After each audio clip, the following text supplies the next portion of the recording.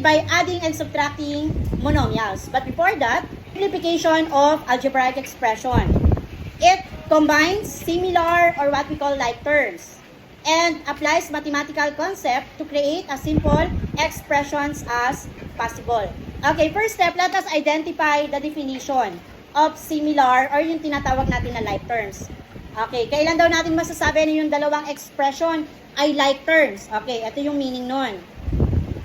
These are terms that have same and okay, yun lang kadali. We can identify if the given terms are similar if they have the same variables and they have the same exponent. Example, 3x and 4x. Okay, sa 3x, what is the given variable? X. Sa 4x, x. So, parehas silang x. Tama po ba? Okay. Next, what is the exponent of x here? Imaginary. At ganun din po sa 4. Meaning, parehas sila ng variable, parehas sila ng exponent. We can say that 3x and 4x are similar terms. So, kapag similar, pwede nating i-combine.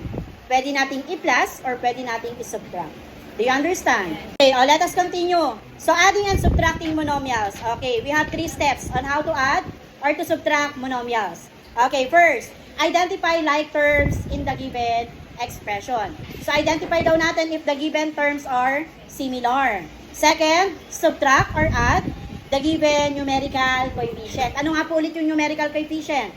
Yung number na katabi ng variables. Then, step number 3, copy the literal coefficient. Ano yung literal coefficient? Yung variable na may exponent. Okay, now, we're going to apply the 3 steps to add and to subtract or to subtract monomials. Okay, example number 1. 3x plus 4x. Step number 1, identify if the given terms are similar. How to identify? Kailangan yung variable at yung exponent ay parehas. Sabi natin kanina, 2 terms to. Ano yung variable dito? X. Ano exponent? Dito? And? Parehas na parehas. Tama po ba? If yes, proceed tayo sa step 2. Simplify the numerical coefficient, yung number. Anong number to? 3 plus 4. Answer? Okay, 7. Then step 3. Copy the literal coefficient. Ano yung literal coefficient na binigay? Okay, therefore the answer is 7x. Do you understand? Kokopyahin lang yung variable, walang ibang gagawin. Okay, example number 2. 4a plus 6a plus negative 8a. How many terms? 3 terms. Step 1. Identify if the given expressions are similar. Since 3 terms yan, tingnan natin kung silang tatlo ay similar. Ano yung variable? Sa first term, exponent. Second term, ibig sabihin, pare-pareha sila.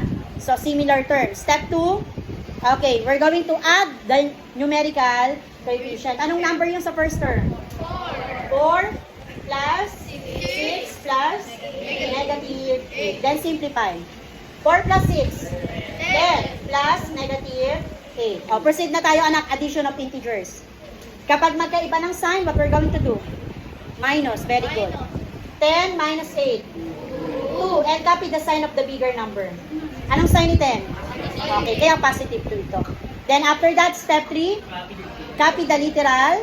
What is the literal coefficient? Therefore, the answer is 2a. Question. Okay, number 3. Negative 5x squared plus 3x squared. Okay, step 1. Identify what?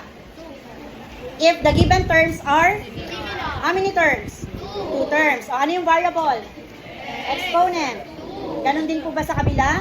If yes, proceed tayo sa step 2. Step 2, add the numerical. Ano yung numerical coefficient?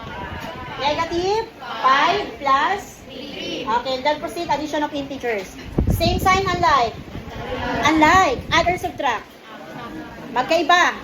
Subtract. 5 minus 3. And what is the sign of the bigger number? And then step 3. Copy the literal coefficient. What's the literal coefficient? X squared. This is the answer. Any question? Okay, now, what is the given expression is like this? 4y plus 3. First question, meron ba tayong similar term? Wala. So kung wala, therefore, our answer is that. So wala na tayo ibang gagawin kasi hindi sila similar. So again, we cannot add or subtract the given terms if they are dissimilar. So wala ka ibang gagawin, just copy or just bring down. Do you understand? Okay, another example. Similar terms ba yan? If yes, sige, try to answer using your notebook.